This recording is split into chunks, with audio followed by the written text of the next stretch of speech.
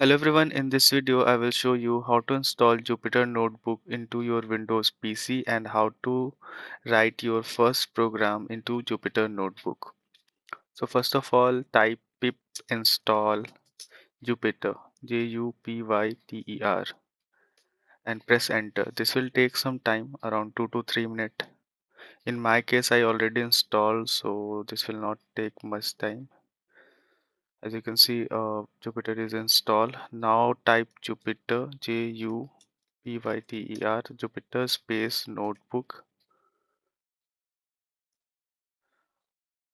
and press enter. Now Jupyter Notebook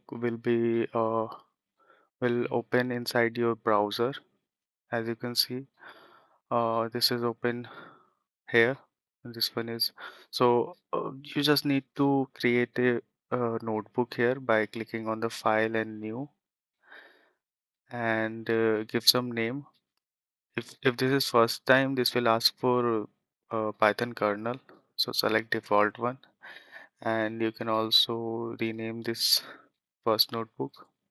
So I will rename this as first notebook, and you can write your program in the cell.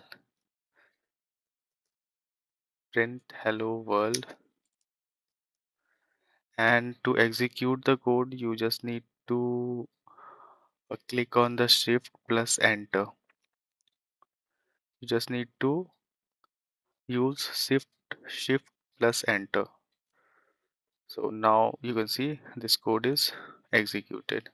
You can also add some markdown here in the cell. So this is how you can install Jupyter Notebook into Windows PC and how you can use this. Thank you for watching.